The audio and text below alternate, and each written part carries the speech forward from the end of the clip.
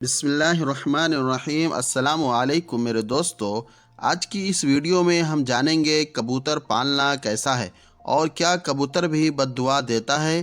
اسی طرح نبی کریم صلی اللہ علیہ وسلم نے گھر میں کبوتر کا جوڑا رکھنے کی ہدایت کیوں کی تھی، لہٰذا آج کی ویڈیو دیکھنی بہت ضروری ہے تاکہ ہم ان تمام باتوں کو اچھی طرح جان لیں۔ میرے دوستو، کبوتر ایک ایسا خوبصورت اور دلکش پرندہ ہے جو ہر کسی کو اچھا لگتا ہے، اور یہی وجہ ہے کہ یہ پرندہ اکثر گھروں میں پالا جاتا ہے، اور گھروں کے علاوہ اکثر مزاروں پر بھی یہ پرندہ موجود ہوتا ہے۔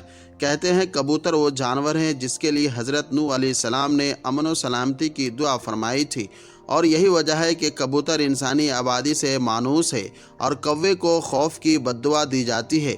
یہی وجہ ہے کہ کوا انسانی آبادی سے ہراساں رہتا ہے، اسی وجہ سے لوگ آج تک اسے منحوس سمجھتے ہیں۔ آج ہم آپ کو یہ بتانے جا رہے ہیں کہ گھر میں کبوتر پالنا کیسا ہے اور یہ کبوتر بد دعا کب دیتا ہے۔ کبوتر پالنے کے بارے میں بات کرنے سے پہلے آپ کے لیے کبوتر کی ایک پرانی کہانی پیش ہے۔ تفاسیر میں ہے کہ حضرت نوح علیہ السلام نے جب کشتی کو جودی پہاڑ پر ٹھہرایا تو آپ نے کشتی کا وہ حصہ کھولا جہاں پرندے رہتے تھے، تو آپ نے کوے سے فرمایا، زمین کو دیکھ کے اس پر کتنا پانی ہے یا کتنا شہر غرق ہو چکا ہے، ڈوب چکا ہے۔ کوے کو ایک مردار جانور ملا، وہ اسی کو کھانے میں مست ہو گیا، وہ واپس نہ آیا۔ اسی سے عرب کی ایک کہانی مشہور ہو گئی کہ تو کوے سے بھی زیادہ دیر کرتا ہے۔ چنانچہ حضرت نوح علیہ السلام کو خشک اور سخت زمین کی ضرورت تھی، اس لیے اس کے دیر کرنے پر کبوتر کو بھیج دیا۔ اسے زمین کا کوئی خطہ بھی نظر نہ آیا، اس لیے زیتون کا پتا لے کر حاضر ہو گیا۔ اس سے حضرت نوح علیہ السلام نے اندازہ لگایا کہ پانی کم ہے، جس سے درخت ظاہر ہو گئے ہیں، لیکن پھر بھی پانی موجود ہے، لہٰذا آپ چند دن ٹھہر کر پھر اسی کبوتر کو بھیجا تو زمین کی کیچڑ میں اس کے پاؤں پھنس گئے۔ واپس آیا تو حضرت نوح علیہ السلام نے اسے دیکھ کر اندازہ لگایا کہ اب پانی زمین میں سوکھ گیا ہے لیکن زمین خشک نہیں ہوئی ہے۔ حضرت نوح علیہ السلام کبوتر کی اس کارروائی پر بہت خوش ہوئے اور اس کے گلے میں سبز طوق پہنایا۔ آج وہی طوق کبوتر کی اس خوش بختی کی خبر دیتا ہے، اور ساتھ ہی حضرت نوح علیہ السلام نے کبوتر کے لیے امن و سلامتی کی دعا فرمائی۔ یہی وجہ ہے کہ کبوتر انسانی آبادی سے مانوس ہے اور کوے کو خوف کی بد دعا دی۔ یہی وجہ ہے کہ کوا انسانی آبادی سے ہراساں رہتا ہے، اسی وجہ سے لوگ آج تک انہیں منحوس سمجھتے ہیں۔ یہ تو کبوتر کی کہانی تھی۔ ایک ایسے کبوتر نے حضرت نوح علیہ السلام کی بات مانی اور ان کے لیے خبر لانے کا کام کیا۔ فقہ کے نزدیک گھروں میں شوقیہ پرندے رکھنا اور پالنا جائز اور مباح ہے، بشرطے کہ ان کی غذا اور سردی، گرمی اور بارش سے حفاظت کا انتظام کیا جائے، اور جب اہل خانہ کہیں باہر جائیں تو ان کی غذا اور دیکھ بھال کا مناسب نظم کر کے جائیں۔ سیدنا انس رضی اللہ تعالیٰ عنہ کے چھوٹے بھائی نے ایک پرندہ پال رکھا تھا۔ جب رسول اللہ صلی اللہ علیہ وسلم ان کے ہاں تشریف لاتے تو اس سے کہتے، اے ابو عمیر، پرندے نے کیا کیا؟ یہ حدیث اس بات کی دلیل ہے کہ آپ صلی اللہ علیہ وسلم نے پرندے رکھنے سے منع نہیں فرمایا۔ اگر گھر میں پرندہ پالنا منع ہوتا تو آپ صلی اللہ علیہ وسلم ضرور حضرت انس رضی اللہ تعالیٰ عنہ کے بھائی کو اس بات سے منع فرماتے۔ اسی روایت کی بنیاد پر یہ کہا جاتا ہے کہ گھر میں پرندوں کا پالنا جائز ہے، لیکن جیسا کہ پہلے بھی ذکر ہوا کہ ان کے پالنے کے لیے ضروری ہے کہ پرندوں کی ہر ضرورت کو پورا کیا جائے تاکہ پرندوں کو کسی قسم کی کوئی تکلیف نہ پہنچے۔ چنانچہ کبوتر بھی ایک پرندہ ہی ہے، اسی لیے کبوتر کا گھر میں پالنا درست ہے۔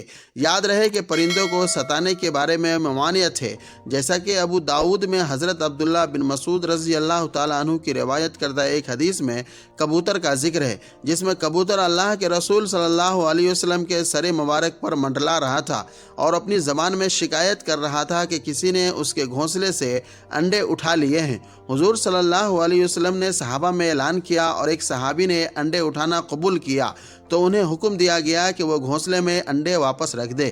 تو اس روایت سے معلوم ہوا کہ پرندوں کو ستانا ناجائز ہے، اور پرندوں کو ستانے سے اسی لیے روکا گیا ہے کہ پرندوں کی بد دعا لگنے کا احتمال ہے، اور چونکہ کبوتر بھی ان پرندوں میں شامل ہے جو کہ انبیاء کا پسندیدہ رہا ہے، اس لیے اگر کبوتر کو ستایا جائے گا تو کبوتر بھی بد دعا دے سکتا ہے، لہٰذا کبوتر کو ستانے سے پرہیز کرنا چاہیے۔ कबूतर के हवाले से आपको बताते हैं कि इस्लामी तालीमात इस बारे में क्या कहती है। अहादीस में है कि घरेलू कबूतर खुदा को बहुत याद करते हैं, अहले बैत को दोस्त रखते हैं और साहब खाना को दुआ देते हैं कि अल्लाह तुम्हें बरकत दे। किसी शख्स ने रसूलुल्लाह सल्लल्लाहु अलैहि वसल्लम से तन्हाई की शिकायत की तो हज़रत सल्लल्लाहु अलैहि वसल्लम ने फरमाया कि एक जोड़ा कबूतर का पाल ले। हज़रत जाफिर रज़ी अल्लाह ताला अन्हु फरमाते हैं कि कबूतर पैगंबरों के परिंदों में से हैं। कबूतर घर में रखो, चूँकि हज़रत नूह अलैहिस्सलाम ने उसको पसंद किया है और दुआ दी है कि किसी परिंदे पर इतना प्यार नहीं आता जितना कबूतर पर आता है। आपने फरमाया जिस घर में कबूतर हो उस घर के रहने वाले जिन्नों की आफतों से महफूज रहेंगे, क्योंकि जिन्नों के बच्चे घरों में खेलते फिरते हैं। जिस घर में कबूतर होते हैं वो उनसे मशगूल रहते हैं और आदमियों की तरफ मुतवज्जा नहीं होते। इसी तरह एक और रिवायत में आता है कबूतर का जो पर झड़ता है वो शयातीन की नफरत और भागने का सबब होता है। इन रवायात से ये बात मालूम हुई कि कबूतर का घर में पालना मुजीब बरकत है।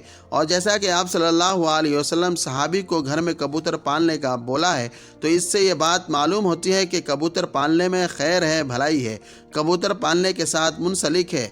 याद रहे कि बाज़ लोग शौक़ से कबूतर पालते हैं, उनका शौक़ कबूतर पालने की हद तक होता है, लेकिन बाज़ लोग कबूतरबाजी की नीयत से कबूतर पालते हैं और चूँकि कबूतरबाजी में वक्त और पैसा का बर्बादी है, याद रहे कबूतर पालना एक महंगा और मेहनत तलब शौक़ है। कबूतरबाजी के मुकाबले अगर सख्त गर्मी में होते हैं, मगर उनकी तैयारी सारा साल जारी रहता है। शौकीन अफराद एक एक कबूतर पर लाखों रुपये खर्च करते हैं।